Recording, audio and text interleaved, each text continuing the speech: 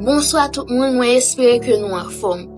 Je dis je viens expliquer projet nous et moi gagne un GoFundMe qui sous account TikTok moi depuis ou paraît dans profil là ou après lien ou ka monter sous.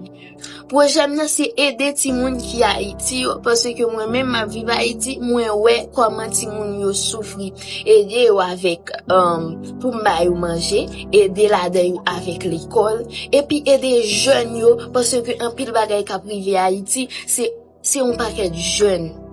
Donc si nous prenons jeunes ça yo nous aider yo pour yo apprendre quelques bagages professionnels et montrer yo qui yo ka faire l'argent avec bagay ça y a vinn dépendre financièrement. Donc c'est pour ça ou ka monter dans GoFundMe li sous lien li sous TikTok moi monter dans lien ou ka bay 10 ou ka bay 5 ou ka bay 20 ou bay ça que ou gen pour aider ti moun yo. Merci en pile pour support nous connait que moi aimer nous en pile.